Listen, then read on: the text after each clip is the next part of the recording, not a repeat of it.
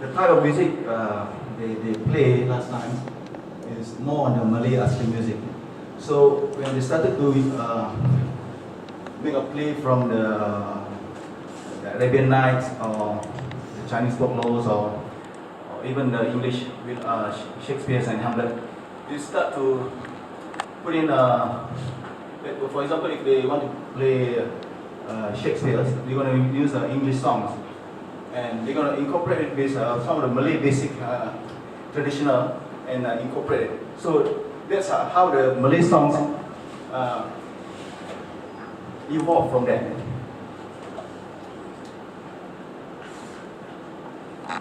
So when it comes to the this part, this is an excerpt from the Wayang Kasim articles from the Straits Times. And it says that the musicians in the bangsawan during that era already have played piano, violins, and guitars, and they managed to improvise some of the music during that time.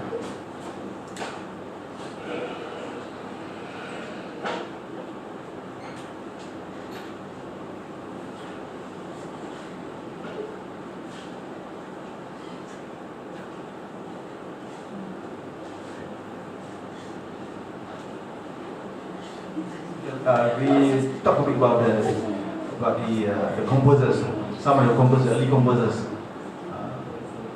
Jahar Ibrahim, Wajah, as he was probably known, is the granddad of Katina Dahari.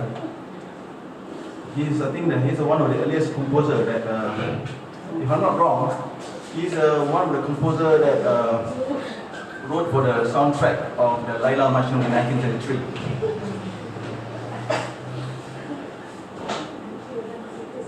And the song Gelang Sipaku Gelang, according to Zubir Said, was written by Wajah.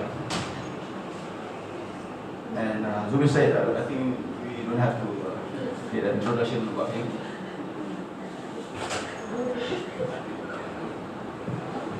Ahmad Fatih and Osman Ahmad, they are brothers actually.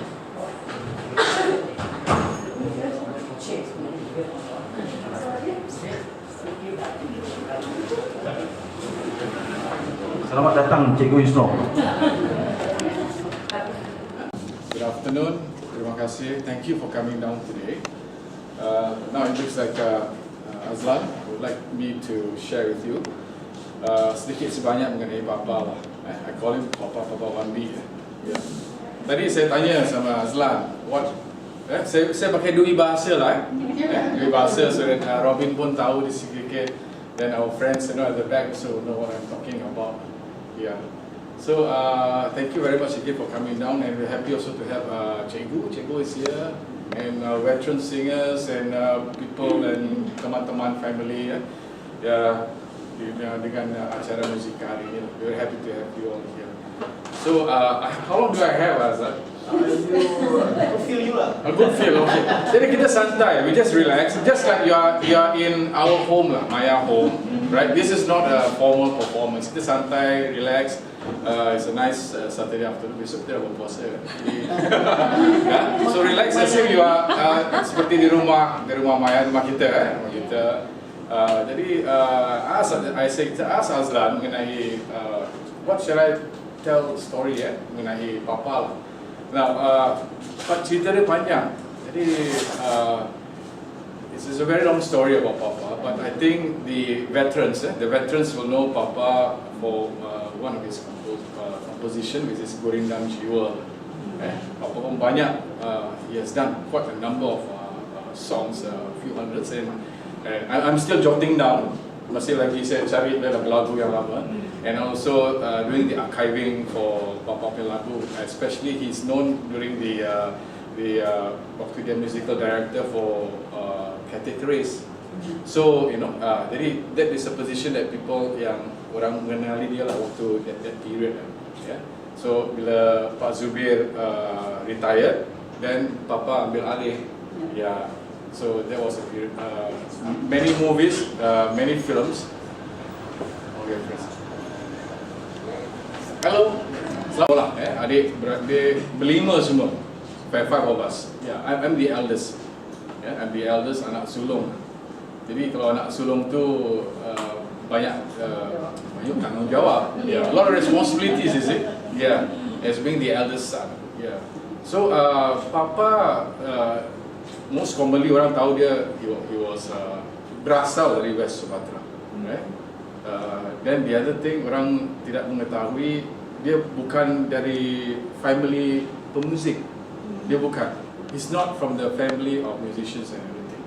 So he loved music dari kecil. From young he loves music. So born in 1925, the family, Minangkabau family. I drew one of the house here, ni rumah Datuk lah. This is my grandfather's house. It's a Minangkabau family. Yeah. So his parents, orang tua dia are educators. Educators tu maksud pendidik lah, pendidikan. So that was during the Dutch time, zaman Belanda. Yeah? I tried to summarize a few things within 20 minutes.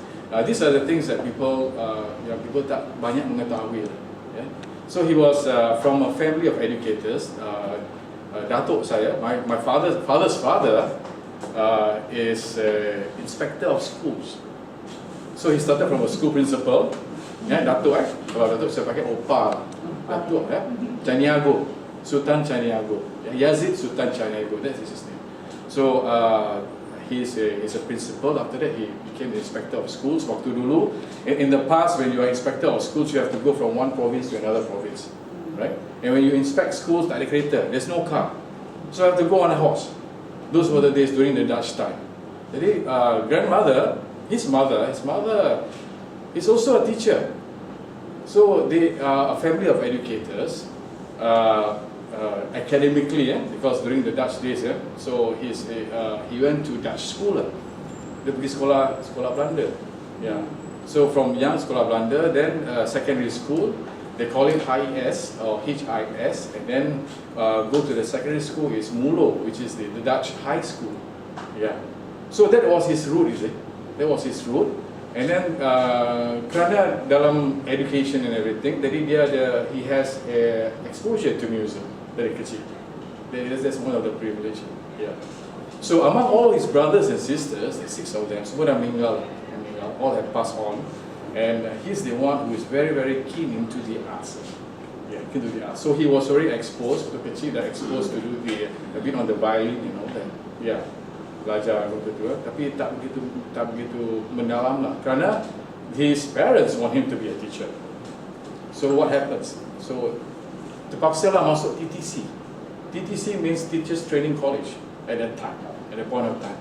So in general similar family kan suka dari guru-guru sekolah, everything. That's kemauan untuk orang tua untuk go into to teach and goes to education. So he went to TTC.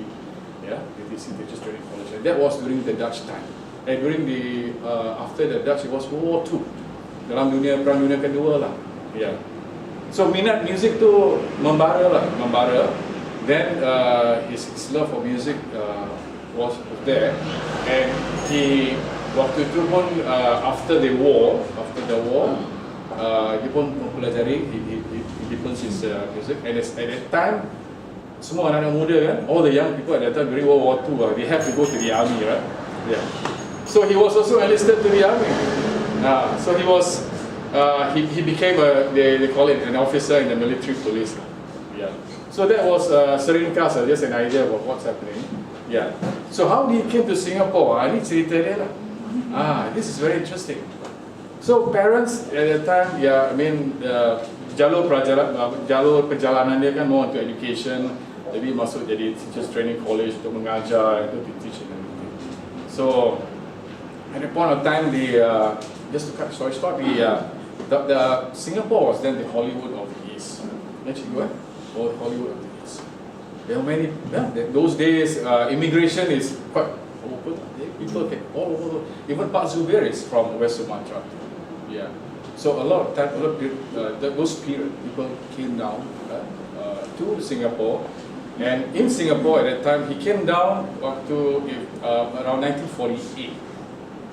So 1948 immigration dah ada juga. Masih inilah.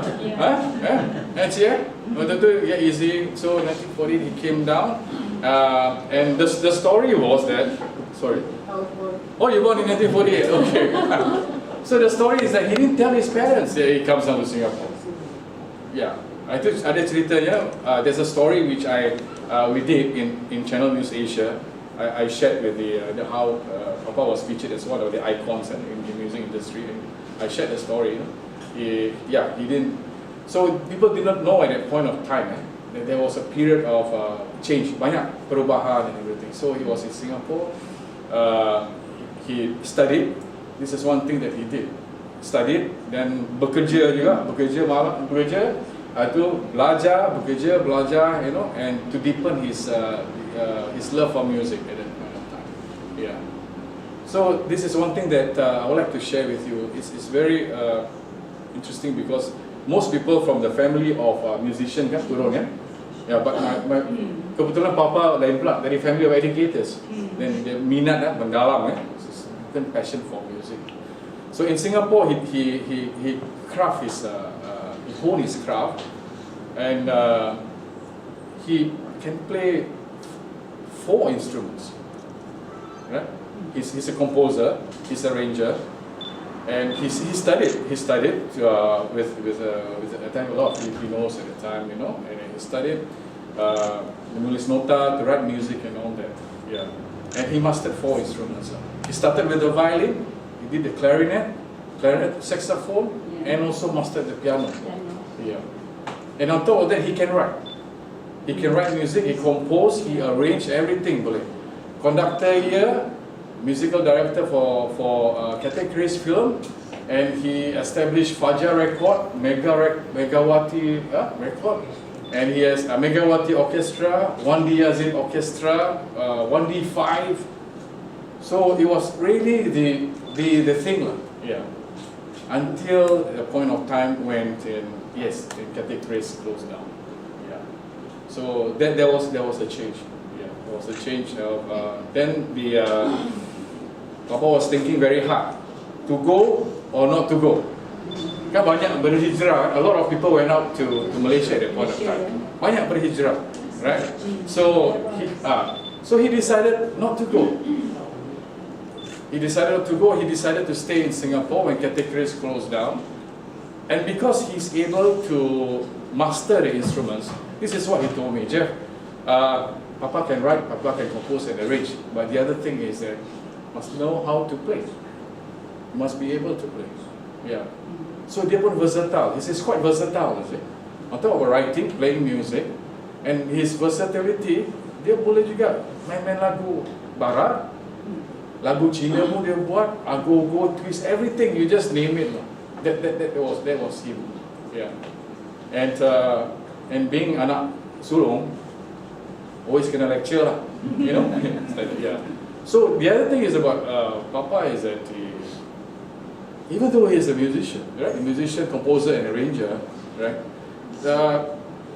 Not say that dia tak menggiatkan sangat to the children, but he says that you all must excel in your academics. Itu dia punya falsafah itu. Excel in your academics and music second, but keep playing music. Yeah.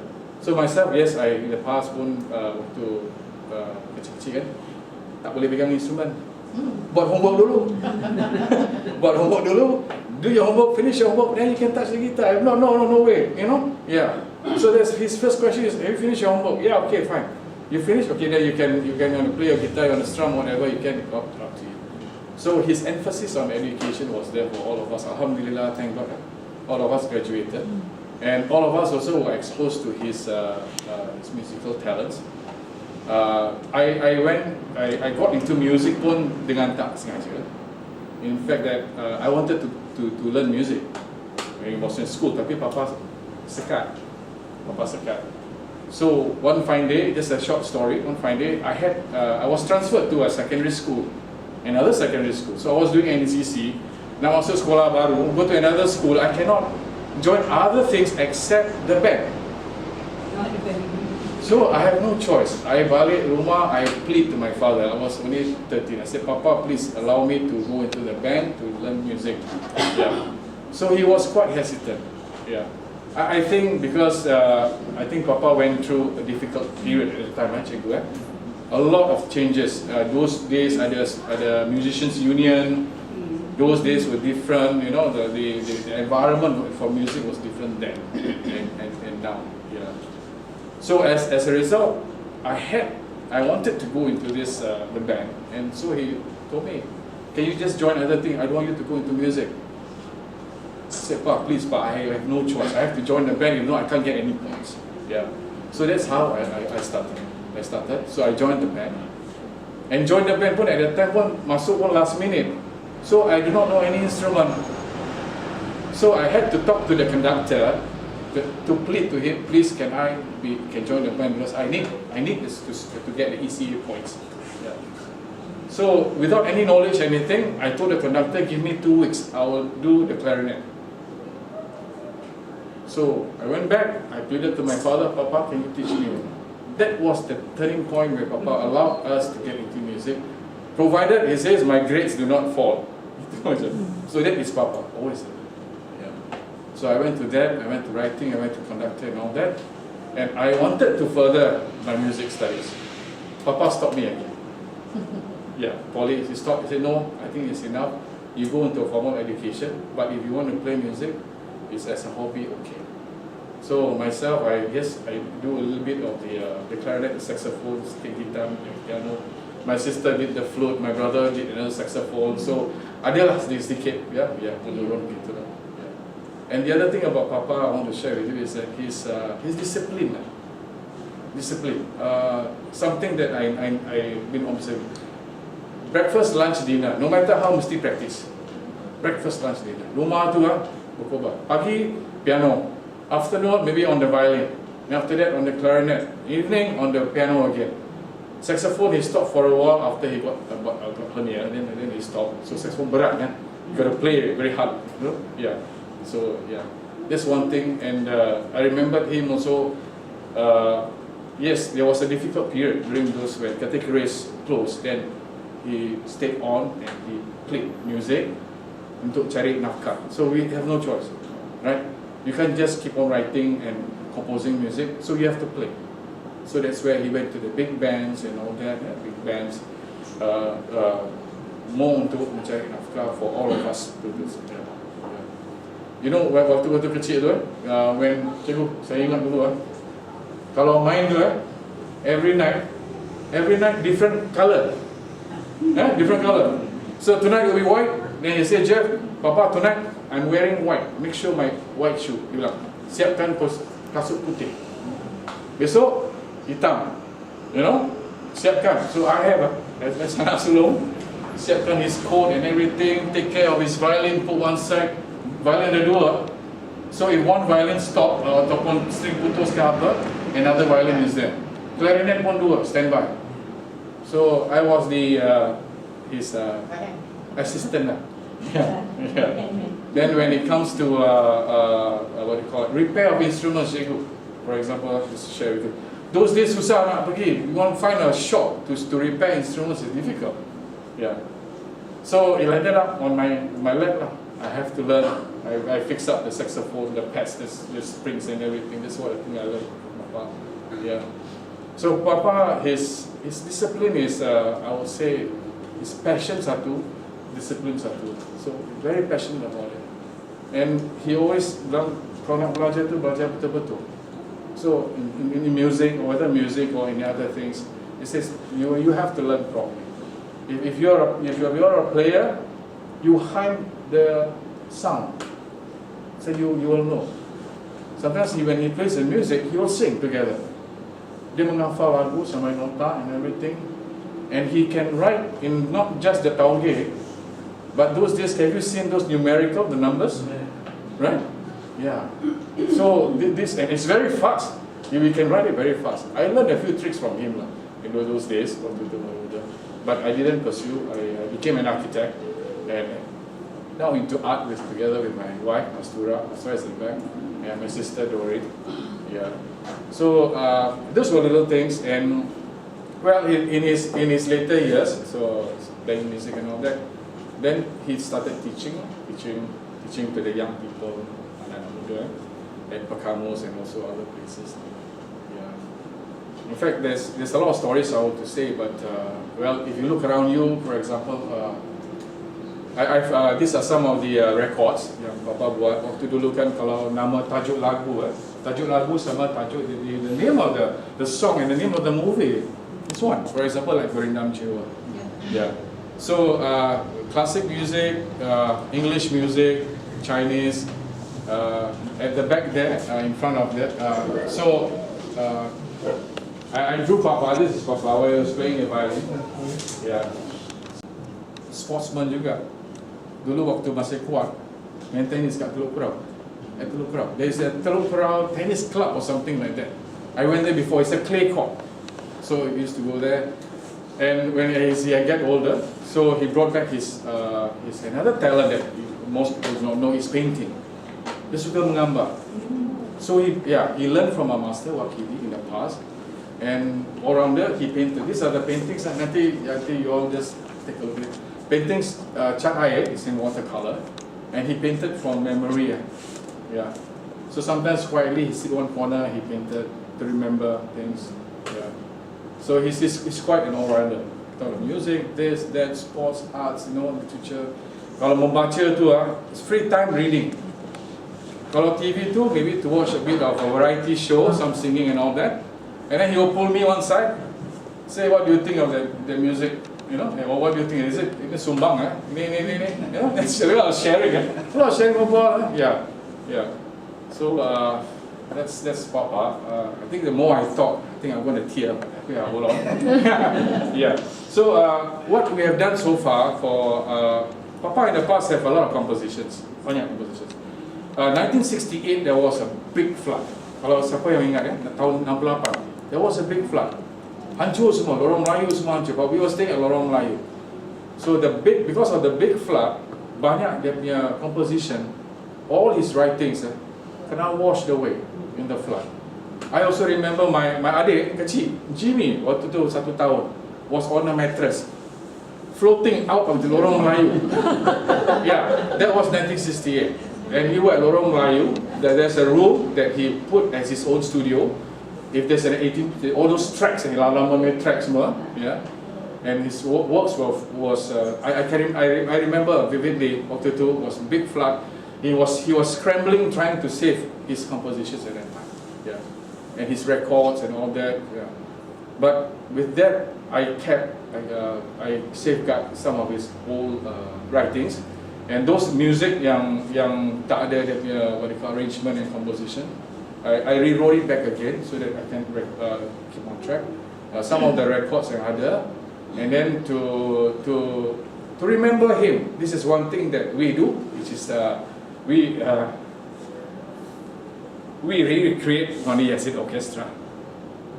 So what we do is that the past 3 years, sometimes what we do is we arrange songs and we share with people. We play outside. For example, we played in 211, so we had an exhibition, we played his songs and showcased them as well. Then in Shangri-La we had a Mendaki 30th anniversary, so we revived his name again and we played his songs, And then last year we were at Malay Heritage Center, so Malay Acid Orchestra, we put together. Actually they are all not full-timers, they are all friends and relatives who wants to come together. So we played Keroncong and also we played some of his songs in Malay Heritage Center. Okay, so I think I just like to say thank you, for sharing with us. And when we were here for 3 years, so we had a little museum upstairs. We put, I think some of you have seen it. We put some of his collection and all that. And I put some of the collections here. The his instruments are there. Some of his compositions I'm archiving, and I hope I will be able to, like what Azlan has done. He has done a wonderful job. Okay, he's done a wonderful job, and Cikgu also. These are all our custodians. Yeah. So we have put all these things together. Cikgu has put many books together. Azlan has put these books together, and one of them is features of. So for that, I'd like to thank you, and maybe Azlan. Yeah, thank you very much. Wabarakatuh. Saya hari ini diundang oleh Cik Azlan untuk muzika. Jadi saya takkan cakap banyak lah. Cuma saya nyanyi, pada saya tak adalah sebagus ibu saya. Kalau saya nyanyi nanti kena, saya bangga dengan ibu saya. Dia menyanyi dengan lagu suara Melayu dengan telo yang bagus, yang orang Melayu suara kemelayuan. Sebenarnya dia adalah bangsa asing. Yeah. She's a Eurasian converted to Muslim. And then but the way she talk, she speak, she sing, tak ada telo bangsa asing. Itu yang saya bangga dengan dia. Saya rasa tak ada lagi yang saya nak cakap. Yeah, have anything to say? Could you share with us, perhaps, what were all her favourite songs? Who? Your mother. My mother. Yes.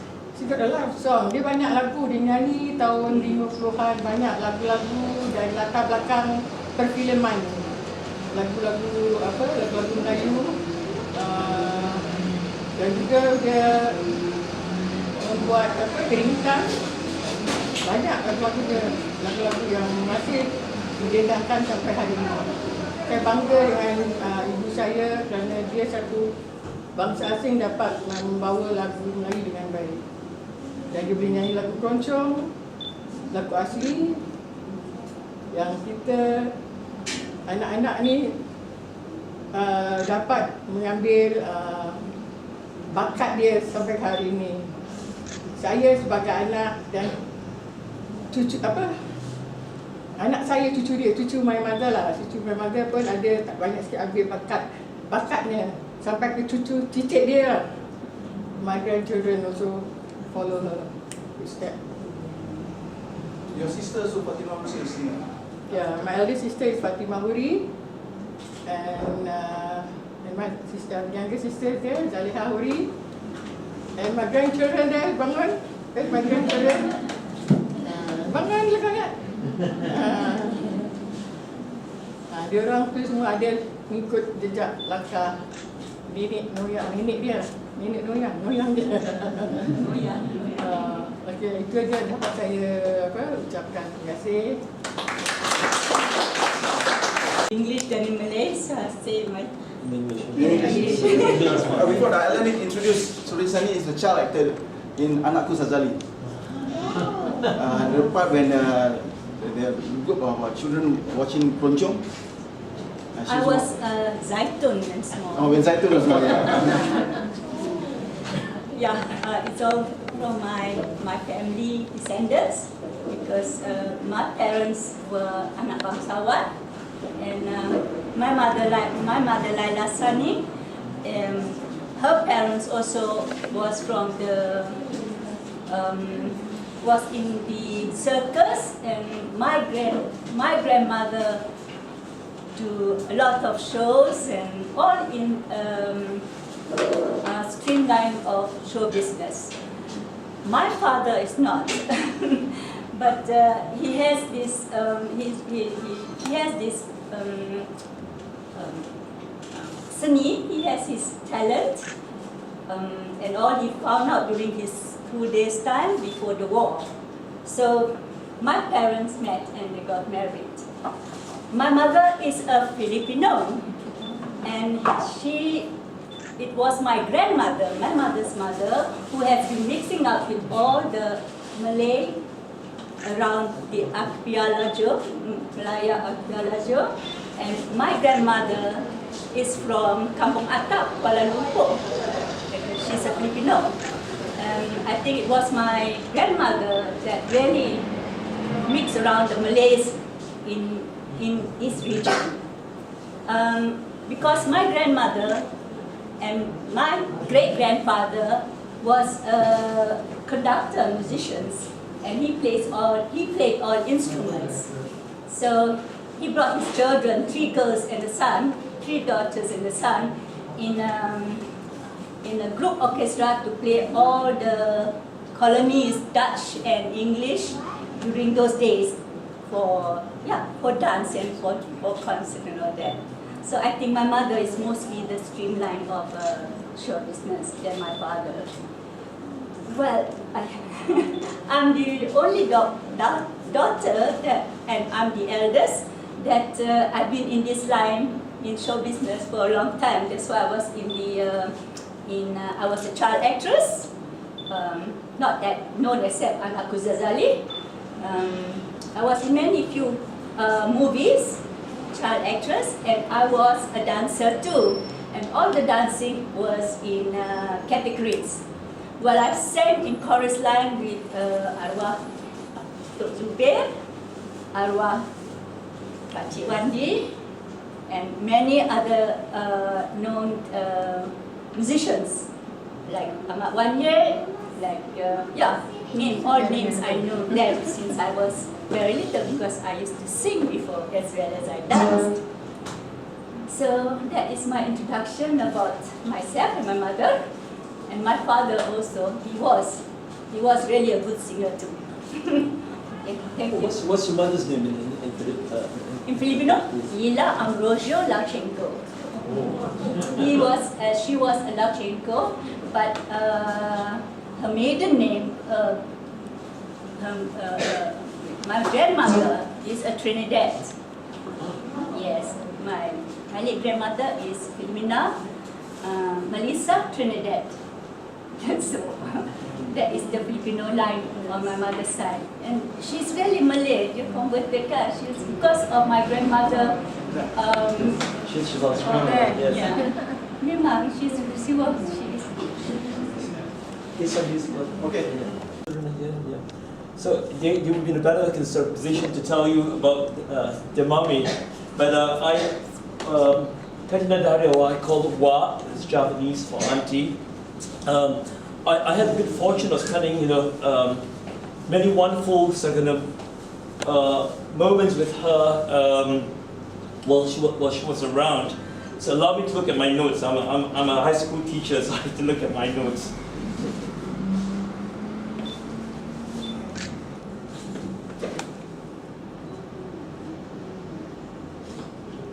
So I thought perhaps, when Azlan asked me to come and talk this afternoon, it's only because, I have dabbled in musicology. So perhaps I could share a little bit something about Katina that perhaps you haven't known yet. One of the most vivid memories that she shared with me was, she growing up in Lorong Kwaman. So we know that Katina Dahari has an impressive pedigree. Her father, Wat Dahari, was the lead of the orchestra Kampung Glam, Kampung Glam, and the grandfather, Wat Jar, we saw him earlier. One of the pioneers of Malay music. So, grandfather being Wat Jar, father being Dahari, fairly impressive. And then just tell you, this is like on site. I have a 78 RPM of Wat Jar that was recorded in Singapore, was printed in Germany in 1935. So I thought it was quite something. Whenever Wat tells me story as we drive around, about she growing up. There was one occasion, that she said, as a kid, she would be, peeking out of the door and watching all this, the giants of Malay music industry. Some of it reminded me of there's a beautiful portrait that's called The Great Day in Harlem, where you see all the big names of jazz musicians in New York coming together. The difference is that for the case of Katina Dahari, that was a regular occurrence. So she would see Ahmad Wanye, she would see Osman Ahmad, Wandi Yazid. So all the big, all the who's who of Malay music industry, all be jamming at her place. So it might be Lorong Kwaman, but the family had the baby grand piano where they had a jamming session, a couple of times a week. So and of course all the wonderful the great singers too, like she told me Siput Sarawak, Lina and Saloma. Indeed, she was so inspired, just watching Saloma, that she sort of told herself that this is one person that she would like to sort of emulate. Or she would tell me story like, what they was Saloma, what more war. It's just like, gaping, and they said, this is such, this, she said, there's something about Saloma. You're talking about Saloma being the singer. She has the lemah like nobody else in the whole music industry. And how her voice has got color. Yeah? So when she became a full-fledged artist herself,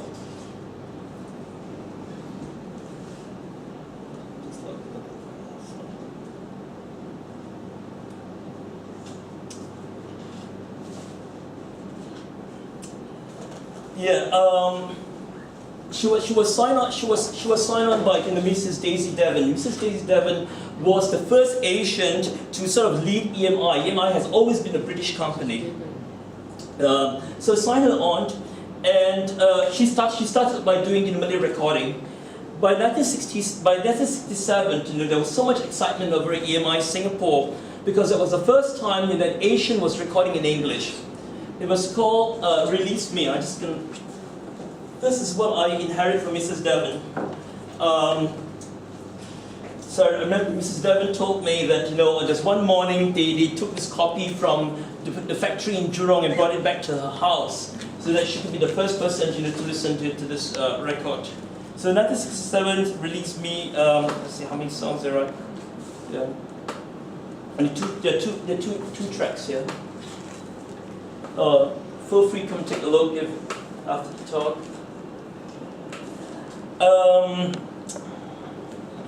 So yeah, and many of you are aware that long before we had all the Singapore Idol, we had the English Talent Time in Singapore, and Katina had always been the resident, the judge for both the English and also the Malay Talent Time.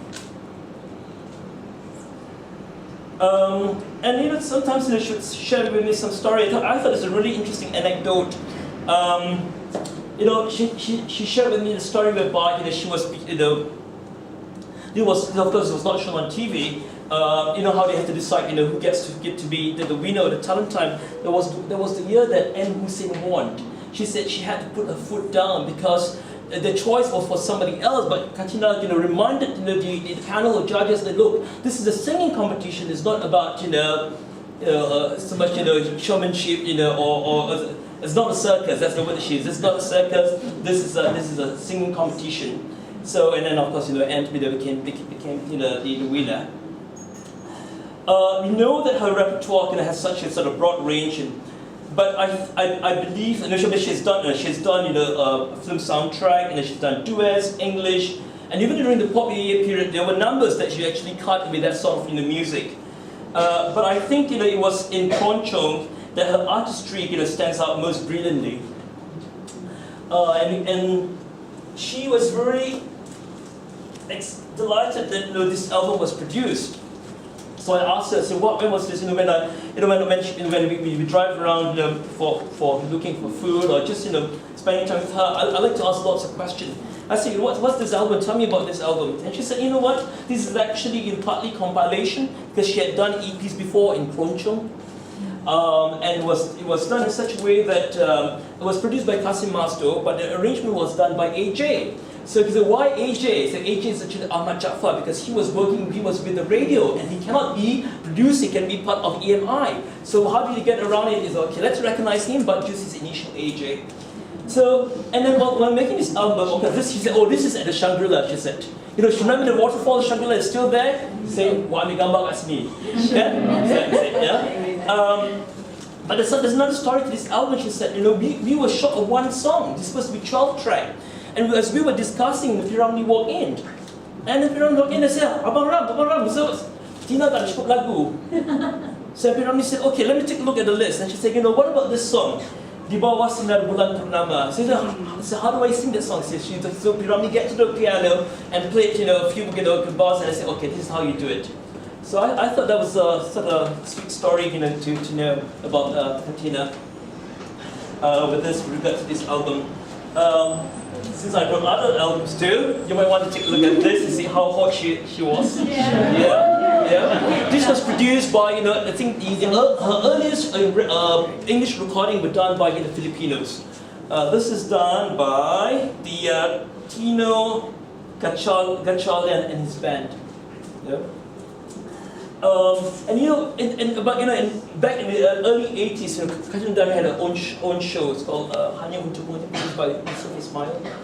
Of course, is one program that everybody looked forward to. I think it was every Monday night. Not just the songs and a wonderful list of guest artists, but there's something else people were looking forward to. Just to see Katrina Dahari, on TV. There's something about her. And we all relate, I think all of us can agree that she's the epitome of graceful excellence. Right? Watching Katrina Dahari, I mean, things that we have forgotten, how to dress up like wanita Malay terakhir, right? When people have forgotten, people have forgotten how do you wear, flowers in your hair. And Katrina Dahari did it, with her buns, with her songket and her kebaya and all that. And she oozes out this elegance on TV. Yeah. But apart from we all know what beautiful artist she was, beautiful creative, with this what Mrs. Devon called she has a velvety toned, right? It's a very mellifluous. It's one of the artists that I sign on that has the best expression when she opens her mouth. So says Mrs. Devon. So she's a great artist, but she was also very grounded. She's a very simple person, simple, grounded. And magnanimous. So I heard this story recently. Sharifani told me when she started as a starlet, she had nothing. She had no money to buy even a dress for the album cover. She had no money to go back to JB, and it was Katrina Dahari. Can you imagine in an industry where listeners are very fickle, where egos are easily bruised in this industry, and you have this someone so really what you call this generosity of the spirit, right? Really took Sharifah under her wing. And Sharifah said, the very first time I stepped into a hotel was because of Katrina Dahari. I've never seen chandelier in my whole life. So these are really, I think, sort of endearing stories to know about what. And of course we all miss her because there's only one Katrina Dahari. I'll be happy. I'm not very good at. I like it to be interactive. You have questions, I wish. Ahmad Chan, I'm sure you know her very well too. Especially during her days. When she had to go through the rounds and rounds of chemo. So many friends come forward, and I'm sure she shared with you wonderful stories as well. Too many stories. Yeah, too many stories. But about the music industry and about her recording and her art. No, it's not even. So I grew up with the grandmother around. So, but it was later on in my life that I got very close with Wap. And when she was on the way to attend the son's graduation in Texas, she stayed with me in California. So I had a good fortune of every morning Wap waking up and asking me, "Nak makan apa hari ni?" I mean, she's my guest, right? And she would be cooking. And the best part is that while she's preparing the food, she would be singing Cold Water, in my kitchen. So, any question I hope I can answer. Yes, anyone? No questions? Dan salam sejahtera. Pertama sekali saya ingin menyampaikan ucapan tahniah yang amat hangat kepada Maya Gallery. Walaupun saya tidak involved directly, tapi saya mengikuti perkembangannya dan setiap kegiatannya selalu diundang saya. Kadang-kadang saya dapat datang, kadang-kadang saya Kuala tak dapat datang. Ini adalah satu galeri yang saya anggap cuba mewarisi generasi demi generasi yang lalu. Jadi saya rasa kita, khususnya orang Melayu di Singapura ini, jangan lupa warisan kita, hazanah kita, hak kita yang harus kita pelihara, di samping melestarikan, mengenalkan kepada generasi demi generasi yang akan datang. Saya mendengar tadi cerita daripada Azlan, daripada anaknya Lela Sani tentang Katrina Dahari. Ini semua saya biasa bergaul dengan mereka. Katina menyanyikan lagu yang saya tulis dia 6 bulan lagi. Dalam masa recording kita bersama-sama dengan dalam studio EMI dan apa semua. Ada satu ketika tu saya bergaduh dengan Mr. Stienberg. Dia suruh translate lagu-lagu Hindustan. Saya kata no, we must put our own. No. This Hindustan Malay crazy on this song. You right? Tapi bergaduh. So produsernya kasih masuk. Kalau kasih macam mana saya begini nak kasih lagu Hindustan aja. Kau ikutkan yang sudahlah dia kata. Itu cara dia. Dan begitu juga dengan Katina, memang saya besar dalam satu kampung. Dia Lorong Kuaman, depan rumah Cikgu Safia tu, saya di sebelah dalam. Sebab Katina ni dengan pangkat bapa saudara saya bukan orang lain. Bapa saudara Cik Amin yang buat radio tu, dia tu bapa saudara angkat saya. Pasal isteri dia tu mak angkat saya. Bapa Cik Amin ni Haji Amir, Wak Amir kita panggil, dengan Wak Jar ni adik-beradik. Tapi Wak Amir ni dia lebih kepada betulkan jam, buat jam apa semua. Wak Jar ni dalam muzik. Dan saya diberitahu oleh orang yang lebih lama daripada saya, lagu Direnjes-Renjes tu adalah ciptaan Wak Jar, arwahnya. Direnjes-Renjes, itulah. Kemudian diambil semula oleh P. Ramlee, diambil yang generasi sekarang ni, dia rekodkan semula. Jadi saya rasa buku yang diterbitkan oleh Cik Azlan ini adalah satu buku yang saya sendiri merasakan kagum dengan apa yang terkumpul. Walaupun buku saya sudah terbit muzik Melayu sejak tahun 40-an, tetapi gambar-gambar yang ada dalam buku Cik Azlan ini sangat berharga, sangat bernilai. Sebab apa? Kalau tanpa gambar-gambar ini, orang tak kenal siapa dia Lelasa ni, budak-budak sekarang ni. Siapa dia Momok, siapa dia Momok mungkinlah ada yang kenal sebab selalu juga appear dalam TV apa semua. Tapi yang sebelum Taksia, Naimah, Supina, Sutina, ini semua orang banyak tak tahu yang macam mana. Jadi Alhamdulillah dengan adanya kumpulan yang macam ini, buku-buku yang demikian, kita merasa bahawa inilah kita punya. Walaupun generasi sekarang musiknya mengikut perkembangan sekarang. Saya selalu tak salahkan generasi sekarang bila kita dengar lagunya ala barat itu pengaruh daripada apa yang berlaku sekarang. Even dulu pun dah ada mambo, dah ada samba, dah ada rumah. Kalau mengikut apa saya punya pengalaman, tahun 53 saya sudah mula main muzik. Tapi itu jam namanya Suara Harmonika Parti yang dipimpin oleh Allahyarham Cikgu Jaafar Ghani di Jalan Nasan, Jalan Yunus. Kita praktis di sana. Saya tak boleh main apa-apa instrumen, tapi cukup minat nak jadi konon ahli muzik. Jadi apa yang saya boleh main, itu yang dipanggilkan macam orang Cina jual bubur tu selalu dia kata petok, tiktok. Bila lagu rumah saja, kau main ni kata. Main ketuk tu dia lah. Sehinggalah baru dapat sedikit peluang main maracas. Instrumen lain tak boleh main. Penghabisan main bongo. Ada satu peristiwa main bongo. Bongo ni yang kecil dua tu, waktu Mariani kahwin dengan alias suami dia yang kemarin tu di rumah P. Ramlee. Saya ada di sana. Jadi dah nikah atau apa semua, jadi P. Ramlee main akordion, Kasim Masdu main gitar apa semua. Kurang satu orang. P. Ramlee kata, Makno, kau main bongo ni. Saya pun main lah bongo. Tengah-tengah main, tengah-tengah P. Ramlee bilang, terbaliklah kau ketuk. Pengalaman-pengalaman macam ini yang saya lalui daripada tahun 53 tu menjadi satu pengalaman yang tak boleh kita lupakan. Saya bercampur dengan orang-orang muzik ni, arwahnya Pak Wandi Yasin.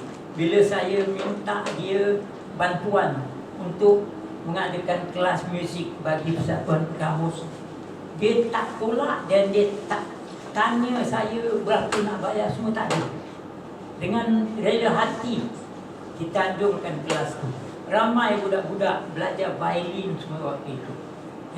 Jadi saya rasa pengorbanan orang lama ini adalah satu pengorbanan yang besar, dan anak-anak muda sekarang saya ingatkan satu aja, ketepikan glamour dulu, ketepikan populariti dulu.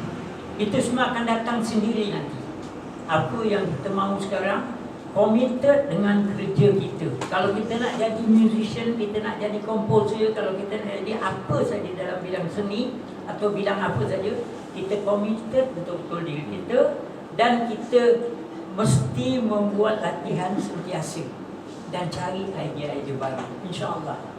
Saya kagum dengan Fazil, orang yang lebih muda, tapi saya mengikuti perkembangan dia, terutama lirik-lirik yang dia tulis. Kadang-kadang lirik saya ini banyak cinta. Tapi lirik-lirik Fazil ni mempunyai jiwa membangun untuk orang Melayu. Tapi bukanlah saya tak buat macam tu, ada juga.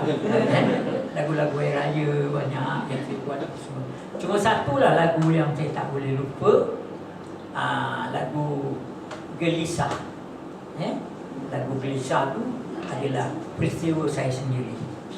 Diri saya sendiri. Saya banyak menulis lirik, hampir 250 sudah saya rasa. Tapi Alhamdulillah semua dapat dinyanyikan oleh penyanyi-penyanyi daripada Piramli, Saloma, Majais, Sarifah, Sarisa, Anita, Edi Ahmad, Iramli, ramai lagi lah. Alhamdulillah. Sekarang saya sudah tidak membuat apa lirik lagi, kecuali kementerian minta saya buat lagu home, translate ke Melayu, itu saya buat lah. Tapi saya lebih menumpukan sekarang produce program TV dokumentari di RTM 1 dan di Astro. Dan banyak program-program saya mengenai dengan sejarah warisan filem-filem Melayu Singapura, muzik Singapura, yang mana dulu Singapura ini menjadi hub badan kegiatan seni, terutama filem dan ini yang saya teruskan. Sekarang ni saya sedang habiskan satu program dokumentari namanya Ketipang Payung, menceritakan tentang bagaimana tarian-tarian Melayu bermula dalam filem-filem Melayu.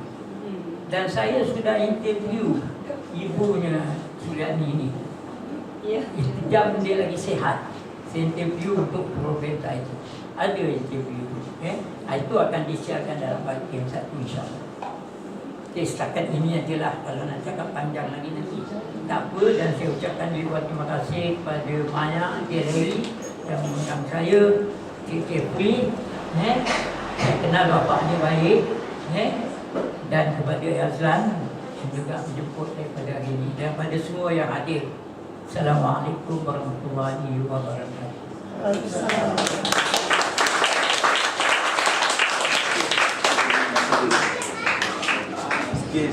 Okey, sekarang kita akan menjemput Puan Zainab Puri untuk menindahkan beberapa lagu bersama Ahmad Chan.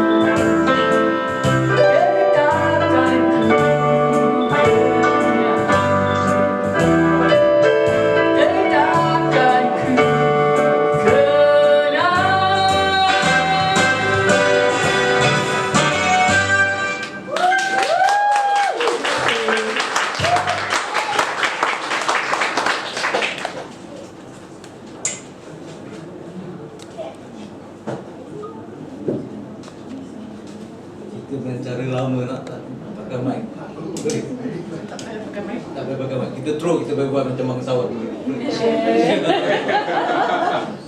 Boleh. Biasa nyanyi suara.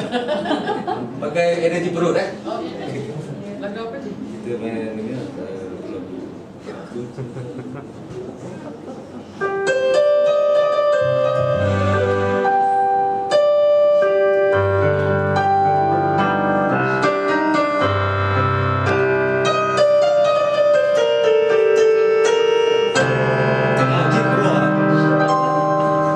Aku cinta kepadamu, hanya itu yang ku tahu. Bilakah masanya terjadi, tiada ku ingat lagi. Panas wajah dan cerita terbayang di ruang mata.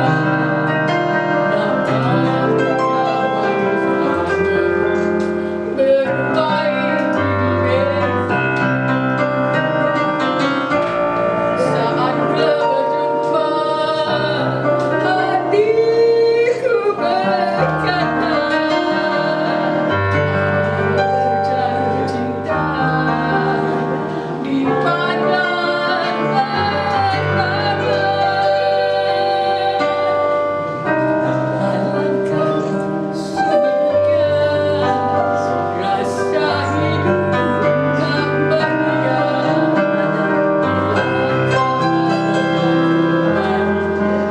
jumpa sekali lagi.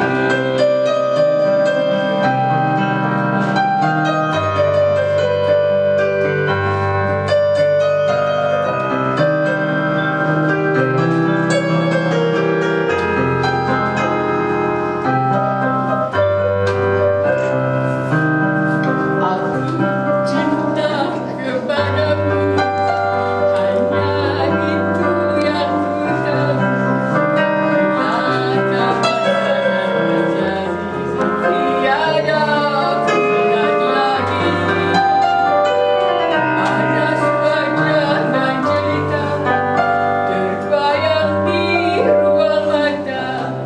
Namamu yang manis dan bermain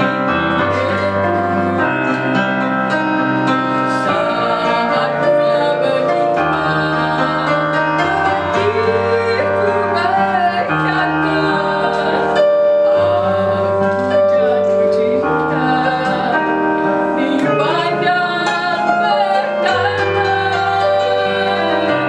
Alangkah sunyi dunia, rasa hidup tak bahagia.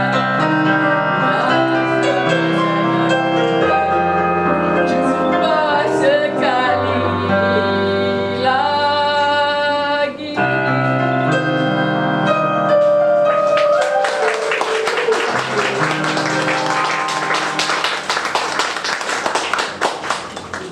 I like this song, Tiap Masa Rumba.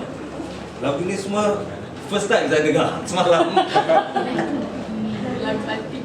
Kita main akustik je, tak payah redo-redo. Pasal akustik ni nanti you throw your voice lagi Tak payah, tak payah main. Tak payah. Orang belakang boleh dengar? Boleh. Cuba test. 1, 2, 3 boleh dengar? 1, 2, 3 boleh dengar? Yes. I love this melody.